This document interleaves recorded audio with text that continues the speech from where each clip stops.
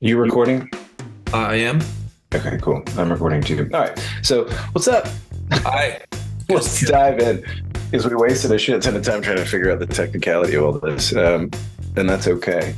Uh, I've got a request on my Substack. I did this post about doing my experience on The Voice, and then I correlated that with that whole experience with my experience dabbling in working with people outside of the country, outside of this US based music industry. And so um, the whole the goal of that article was just to talk about how, these shows that we have, this reality TV that they're just casting, right? It's not really as much of a competition as it's played.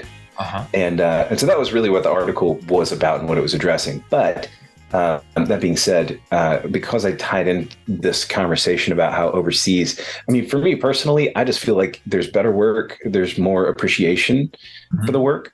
And like my real experience overseas has been on Spotify playlists, Pandora, that world. Because I've done a lot of focusing on just licensing and getting playlist placements for the records that I've done, Uh-huh. because I don't do as much touring, especially these days. And I feel like you've got a similar trajectory, but then you also have a lot of great, like way more touring experience here. And I think that we also have a similar experience in touring here in that you play a lot of private shows, house concerts, private events. Lately, I didn't always, but just in recent years, I just learned, that if the truth is, for a long time, I was really reticent to do it. Dan Navarro is sort of he's like a folk sort of pioneer. I mean, a more modern one.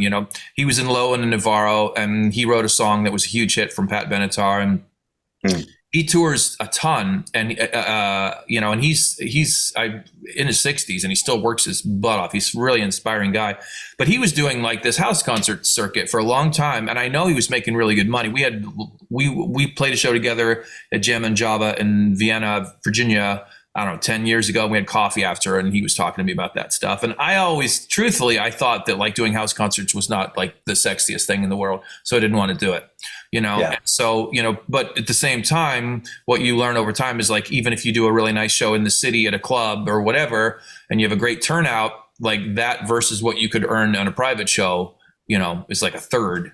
Yeah. Or less. And so, Yeah. yeah, I saw the light there. And so my thing is I have started to do more private shows. And also when I go overseas, I fill in my off days with private shows. Mhm. And so, yeah, I've learned that I've like seen the light, and now again, I try to have it be sort of a curated event. So we generally have like proper sound and some kind of lights and like have some ambiance, Right. just like thrown in the kitchen and call it, but I like something, feel like an event, you No, know? I did. I've done those like table side, uh, just grab a guitar and play. Yeah. And it feels like you're impeding on someone's family at Thanksgiving Yeah. when Yeah. you do that, and it's Yeah. just not the Yeah. vibe. But Right. yeah, if you could turn it into a show, And it's more fulfilling. absolutely. And over the years sort of cultivated like a sort of circuit where I do have these people with like lovely homes and budgets, and some are like in wine country, so they pair with wine or with a chef or Mm. whatever. And then, they've charged everything from like a $25 ticket to a $60 ticket, you know? And so, Mhm. yeah, it's just like, do you want to play in the city and, make whatever, or play, a lovely thing where I can do Yeah. 2 45-minute sets and get like FaceTime with the people and walk out of there with Yeah. thousands of dollars, that makes Yeah. more sense now, and, Yeah. during the pandemic, when so many venues were on the ropes, I wanted to really help the venues, and which of course I did, and I always will. But again, so many of the venues, like, with inflation or whatever, I know a lot of venues that were maybe paying, 5 to 10 grand a month for their rents, that's Mhm. gone up to 20, 30 grand a month. Right. So just again, like music in general is going to get priced out to the suburbs, Right. in terms of like smaller clubs and stuff like that. It's really Yeah. challenging for everybody. So I always want to support those venues. And so, when I'm touring, I still do like my clubs that I've, frequented for years. But like I said, on off nights or whatever, I try to fill it in with these private gigs that, can make the tour financially, doable. Right. Yeah. Yeah. Well, and I think, we're the as much as you can help feed the that part of the industry, like the human part. What you're talking about is like very much the human experience element of playing live, touring. There's a whole other side of what the industry is and the business is that I think it's just an easier game to play when you have people that have much more of an appreciation and affinity for what the music is, how the music is serving their community. Right. It's just it's a different conversation completely overseas. So I'm going to just read what Candace wrote again, and just to sort of center the conversation around that, responding to her question, because I love the question that she asked. But so in relevance to the article that I sort of outlined briefly, her question is, where did you travel when you felt the music was better received? So, and I guess for me, the question is, where have you felt the music is best received, whether it's here or overseas? And then she's asking about artist circles that you travel in. So maybe we talk a little bit about the people that you're working with, and then talking. Yeah. So I guess those are the two things, like who are you working with? You had mentioned audiences there versus here as well. I've taken notes. Yeah. So totally. Yeah, in 2005, the end of 2005, I did my first European mission, and I did Holland. And as I think like Holland has become like a home away from home, and I've been there 25 times. And so going in, and that was like the 11th hour of 2005 was my first mission. So then when I went back in 2006, for years, my only goal was every time I go over to add a new country, like, because I wanted to like see the world. So I ended up touring in like 14 countries now or something. So I've done Holland, Germany, Belgium, France, Austria, Sweden, Denmark, Luxembourg, Switzerland, England, Canada, Mexico. Somebody's probably getting forgotten, but what's really risen to the top has been Holland and Germany. And so I've been to I've been to Germany, I'm sure 20 times now too. And so generally when I'm over there, I go back and forth across the border many times, Sure. Historically, when I go over, I usually go over for 3 weeks, and I'll do, I used to like literally punish myself. I'd go over for 3 weeks and do like 24 shows or something, just like gory, full on, and live like a student, and like, bring all the cheddar home to mama, and, in cash form, just like an ATM to get us through the quarter, and I've done that many times. And then in recent years, I've like finally stopped like crucifying myself, and like I'll stay in nice hotels and eat proper meals. But it took some time for me to get myself to that place. And again, like I just think, God, I've crossed the ocean to be here. I want every show to be life changing, and again, the beauty of, talking about the audiences over there, I'll never forget, I started going to Holland during MySpace, and I quit my day job in 2006. So in 2005, I was like putting out feelers, already like working the social media, like basically from the minute social media was a thing, I was really saw sort of the potential. And so I had put out my first record in 2005. And when I got press on it, I would just email whoever had reviewed me and try to make a pal, thanks for the kind words. Mm-hmm. If you have any ideas for booking or distribution, I'd love to come to your country or whatever.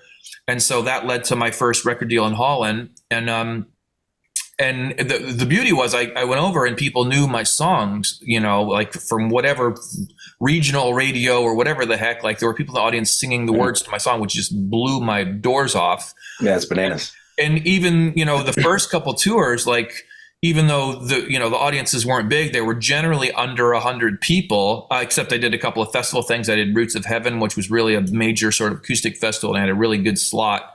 But yeah, I just found the people to be so lovely. People have always asked me like, why do you go to Holland so much? It's because the people are so great. And what's funny is like so much of what's on the radio in Holland is like ultra polished pop music that I don't necessarily care for. But I find the people really respond to acoustic music. And also I think the fact that I'm from California gives me a little extra shininess, because people that are into acoustic music are big fans of, West Coast things, from Buffalo Springfield to Neil and the Byrds and the Eagles and the Jonies and what have you. So that helps. But I do find, again, I think there's audiences in the States too that are completely reverent and super lovely. But at the same time, just on my last tour in the fall, when I went to Holland, I was like, anytime you go through security in an airport through customs, it's terrifying, but like they're asking why you're here. And I'm like, oh, I produced a girl. We're going to have a record release. Oh, songwriter, like they sort of have like a real reverence for it, and also, yeah. And also like people on the street in general, like, train stations and what have you, you've got a guitar, it's just like the road sort of opens up before you. And, having been over there so many times, like these people are so lovely, and people will offer me their home or their car, or I'll pick you up. It's like, dude, it's 8 hours. Oh, I'll pick you up. Then it's like they pick me up, and like we're on the Autobahn going 145 miles an hour. Wow. But yeah, there is a lot of kindness and openness, and it's also different in the way that people that are successful over there aren't quite as outwardly grand as they are here. People live with less. They might have a smaller house and a smaller car, but they're doing just fine. They don't have to show it off, which is interesting. But so as I started to go over there, I started to connect with a lot of musicians, to getting into her second questions, the circles that I ran in, so I did, a number of radio shows. Like Giel Belen was almost, back then, he was almost like a Howard Stern. He had a night show, but it was massive. Like he was a big celebrity, but it was an all night show. And I would be so strung out, tired on the road. But like I had a publicist who would take me there. We go on at like 12:30 a.m. And then like a hip hop band would come in and they keep me in the room. And, so it was just really good sort of getting the word out, because it's such a famous show. And I did that a few times. And so each time I did those things, I might make connects with other bands and things like that. But in terms of artists that were more sort of acoustic based or whatever in my wheelhouse, my thing always is, don't suck, don't quit, and make friends, And so as soon as I find another artist that I feel, that is like a peer, generally we find each other and we stay in touch, And so over the years I connected. My first one was Dennis Colin, who's a Dutch singer-songwriter who's just absolutely brilliant. And, we had a side project over there called The Greater Good. We recorded an album in Germany and did a theater tour that was great. Niels Huizebroek is another Dutch artist who's great, and he had a #1 a few years ago.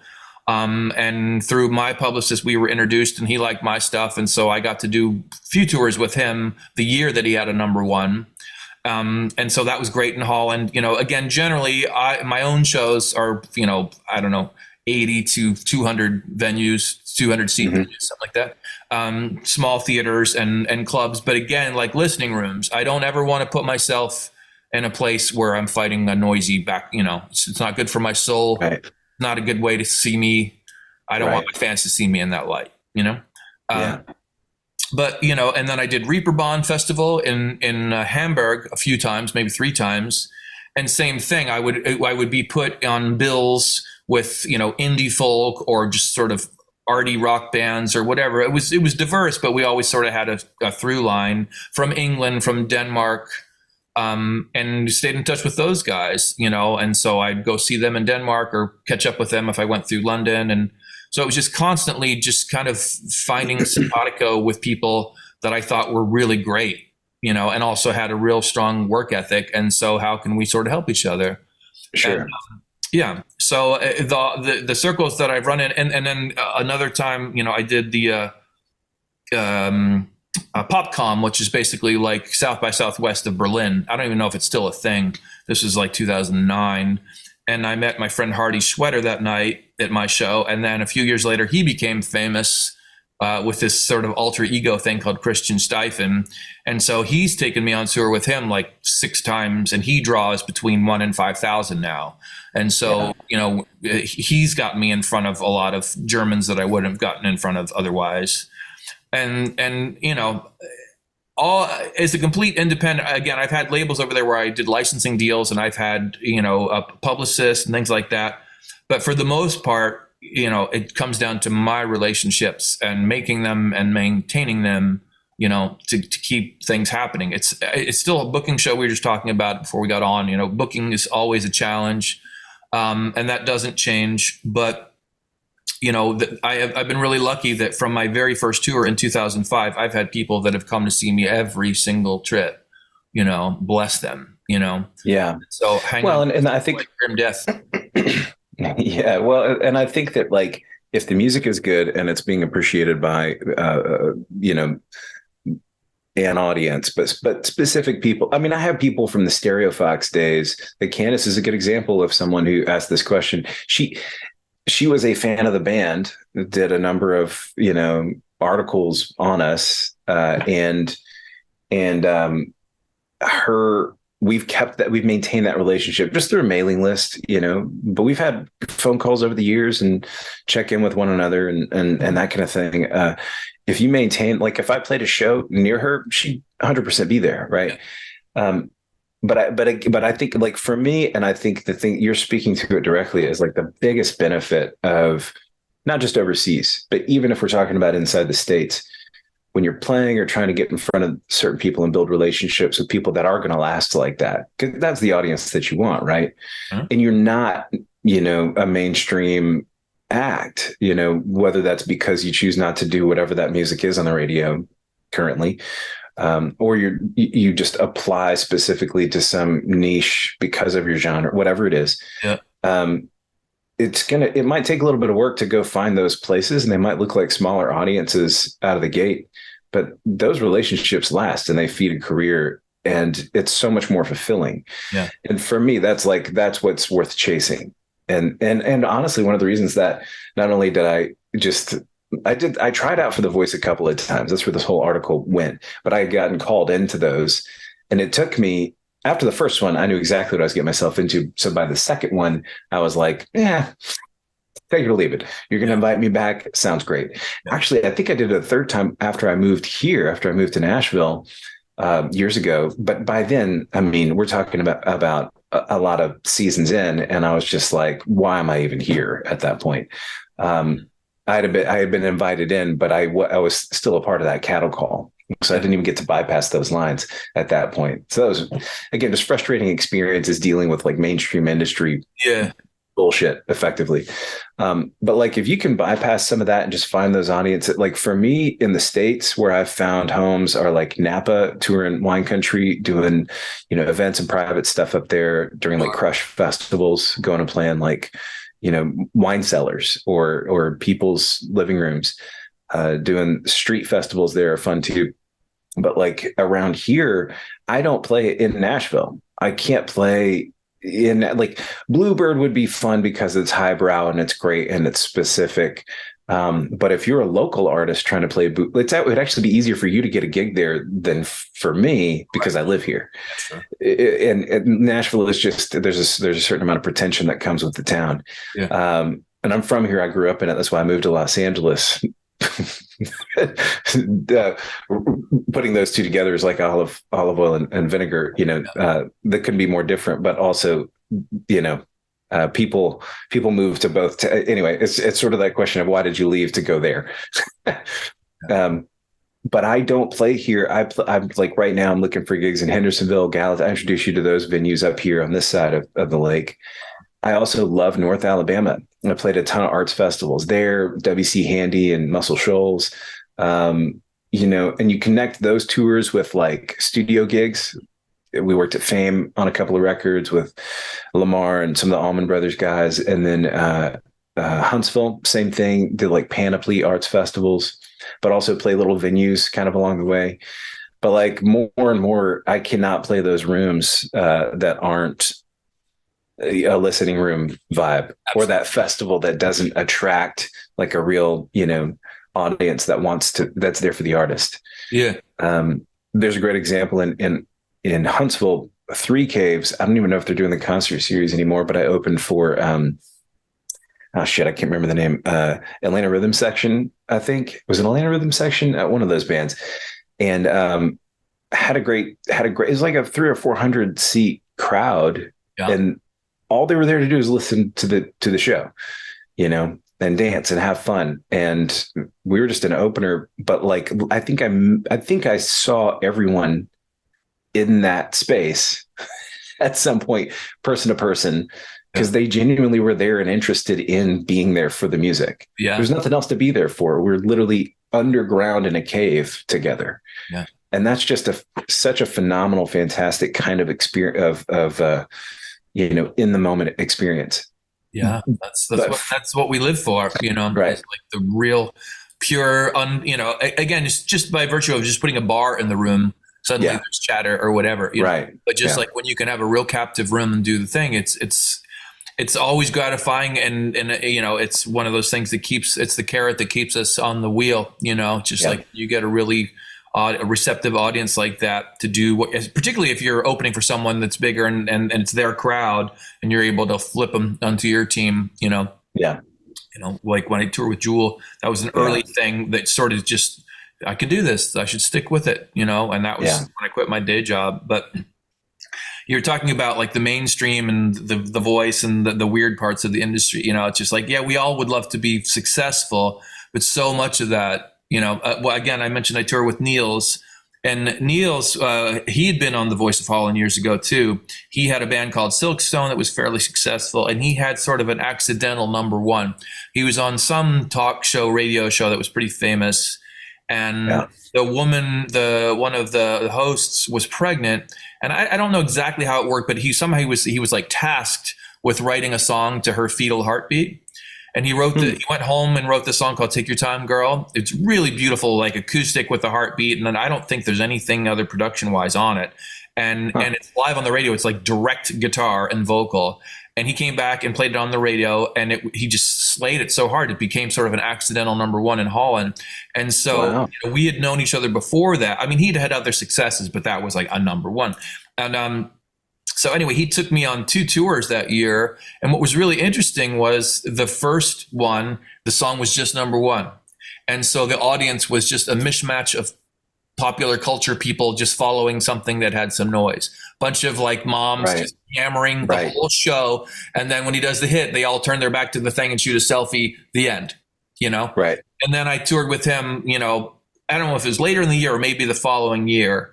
And the thing of the number one had sort of died down, and we're still playing the same size venues. They were maybe 500 to 800 capacity, and he was full band and I was solo acoustic or duo with a keyboard player. But the point was, after that had all quieted down, now the audiences were perfectly quiet and like there for music. Because the moment of the pop culture ugliness had passed, you know, so now we're back to music fans. You know, it was a really neat thing to see. Yeah, I think that's a perfect correlation because it's when you can get a big splash like that, you can find your audience in that splash, right? I mean, we've all played those shows where the room just cannot quiet down, but somehow you meet 20 people out of 200 that will come up to you after the show. You know, they heard it, they were into it, whatever it is. And you definitely have to build an audience that way. You definitely have to play some of those shows. Yeah. But man, it's, you know, I mean, just like you're saying, it takes a process to build up that audience. It takes a process to get to that point where you can book 50 to 100 people and have like good, consistent nights. Sure. Even just that amount, it sounds like such a small feat.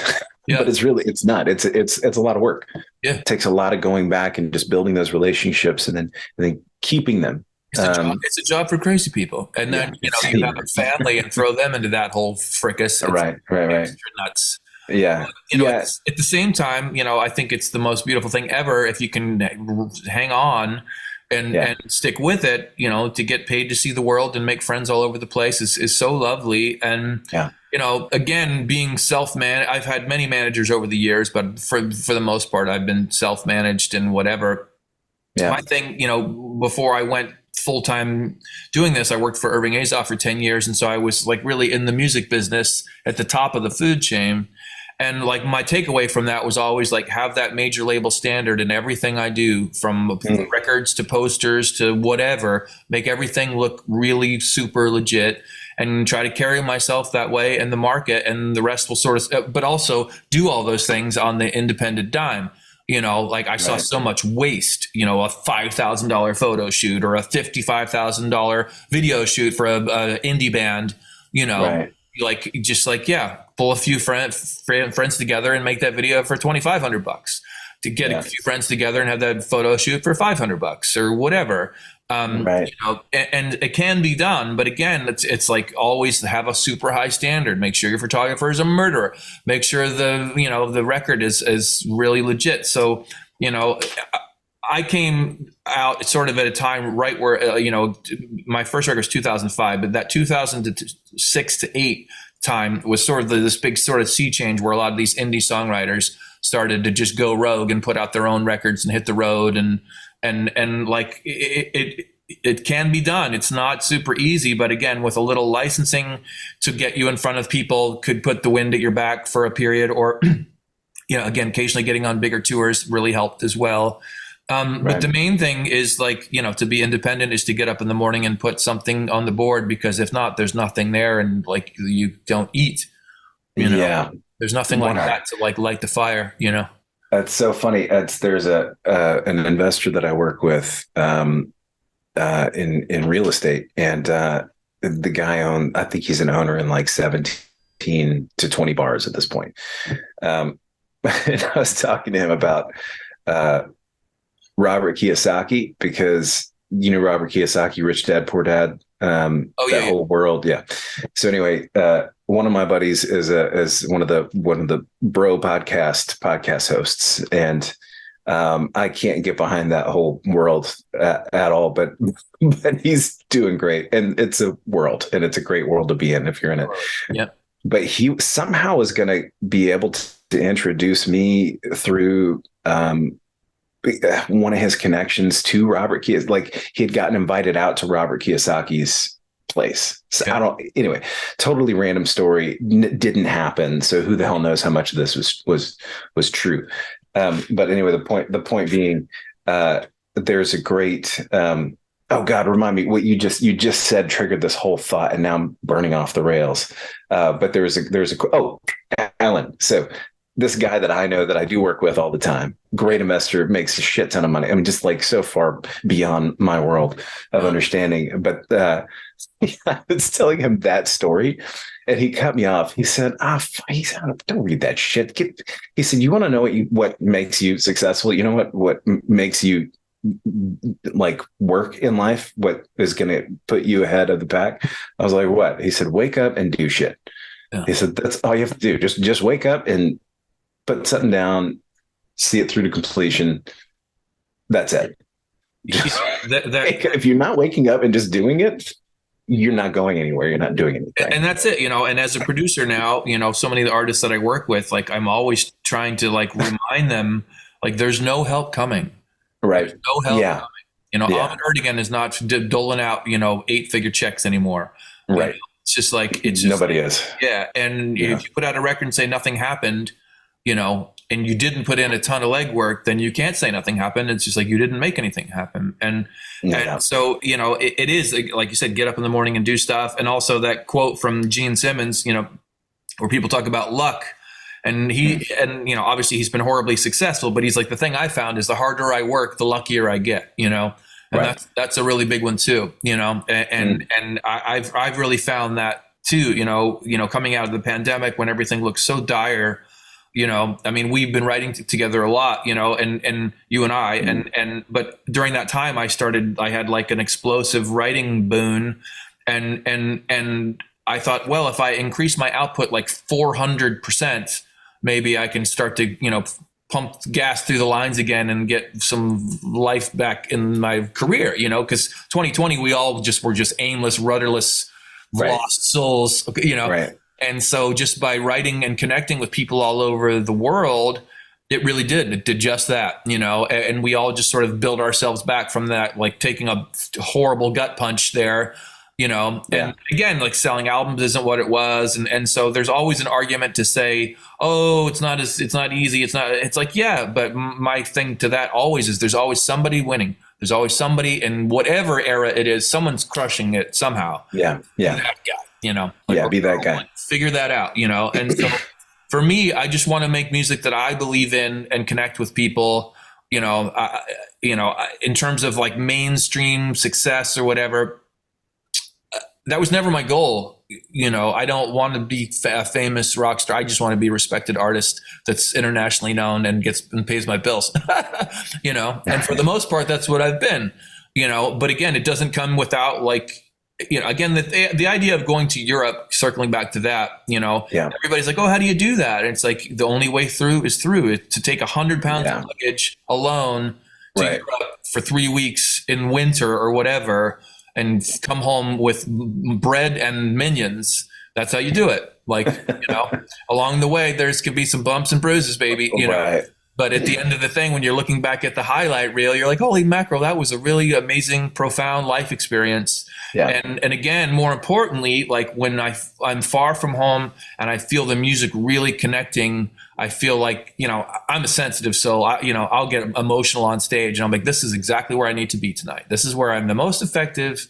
You know, my wife and kid are home, and, you know, like I said, I used to crucify myself about being away from the family. They never busted my balls ever. I completely did it to myself. Sure. But now, you know, I've come to this place where I'm so grateful to be able to do what I love. And when I really do have an audience of people that know the songs, or even a strange audience that's really getting it, I'm so grateful, you know, just like, that's the thing too. It's just like, enjoy it all. You know, I used to be so rigid about, oh, I asked for 2 monitors and there's 1, I asked for fish and it's chicken or whatever, you know, just like, fuck all that, you know, just say thank you. And it's a lot more fun, you know, and again, just like making connections and trying to touch people. It's a weird world. And I think what we do is important work, you know? Yeah. So I'm hearing reduce, or level of expectations, because one of the things I say that because the thing that we're taught about being in music, and it's a complete misconception, is that the top is Justin Timberlake. And I just don't think that's true. I think that the top is being fulfilled, and that's where real success is measured, in my opinion. I mean, I did a whole documentary on the idea of what success means during a sort of a mid-career crisis for myself. Yeah. But it's for some reason my phone keeps wanting to play I Shot the Sheriff. Can you hear that? I can, but it's great. I can hear it. I'm going to unplug my phone from here, and hopefully that won't affect anything we're doing. Anyway, in the background. So I'm hearing, you know, set expectations based on your own fulfillment, I guess maybe is a better way to put it. You know, keep them gauged and, you know, and compared only to, you know, where your measure of fulfillment is for success. Because that's one of those things that I think every artist sort of deals with at some point. And that's kind of where the whole story of The Voice and all this whole conversation kind of came up. But then as it relates to like traveling and going, you got to go find an audience. There's one of the best pieces of advice that anybody ever gave me, and it was before I really took on music as a profession. I think I was 18 or 19 in college at Belmont.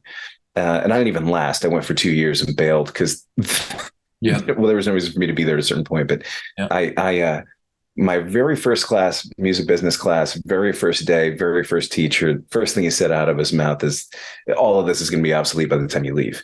So just keep that in the back of your mind as you're taking all your tests and doing all your things and stressing the hell out. Like, just realize this is a networking opportunity and a great place to be right now. And it's going to help you navigate where you're going. But he was also the same guy that drew on a whiteboard, drew all these little boxes everywhere. And he said, you know, Coldplay, they started right here and now they're in this. So they started down here on the bottom corner of this, but they grew into that from here. Radiohead is still just like at that point was still just like a real specific thing. And then they kind of blew into all of their different things and all these other bands that have become really known pop phenomenons. phenomena, maybe, are they come? They had to come from a specific trajectory, right? Even you too. I mean, like you look at, I don't know that any of these bands were planning on that. And maybe they were. I mean, hell, Gene Simmons definitely seemed to have a plan from the beginning. Yeah. but I mean, hell, Huey Lewis was, how old was he when sports happened? I mean, they were all working musicians, and he was a singer for a ton of cover bands and background singer for studios and stuff. So yeah, you're just talking like a powerhouse. The Eagles too. The Eagles were, kind of anyway. So Ronstadt's band and exactly singers, guys. Yeah, exactly. That's the thing. Again, don't suck and don't quit. Like, right. You can't really see the trajectory, but like just have a high standard. And again, in terms of fulfillment or whatever on the road, my thing is like with whatever the artist is, all we can hope to do is like be the best version of ourselves. So for me, like to know that I put on a great show, I was rehearsed, I was rested. I do like people that go out and party on the road, like that's cute when you're 22, but like when you got 20 more shows to do, you got to take care of the body. People come out in winter, for God's sakes, take 3 trains. I would say like when I'm in Europe, like people will come and give me a hug and their ear is like frozen solid against my face because they took 3 trains and walked for 15 minutes to the venue. Right. Bless them.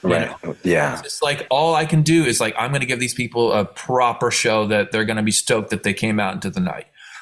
Like it just deliver on their expectations or exceed their expectations. That's all I care about. I don't need to fill, arenas as a solo acoustic artist. My thing is always I want to just headline theaters because I love theaters so much.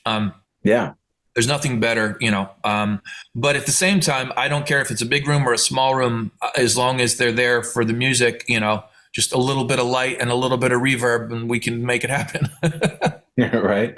Yeah. Yeah.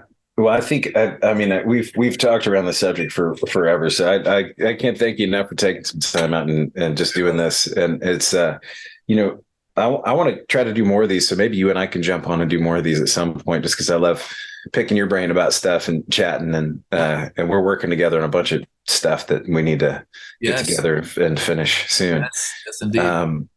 But dude, I don't even know how to end this. This is just sort of thrown together, but hopefully we answered that question. And if not, I'm sure Candace will let me know. Yeah. As I do more of these little things, if anything else comes up, man, I'm going to probably hit you up and see if we can collaborate on something like this again. Sounds great. Maybe we can figure out the Twitter Spaces thing by then, because I really wanted to do that, but that didn't happen. That would have been nice. We'll get it next time. All right. We'll get it next time. Thanks for having me. Dude, thanks for joining.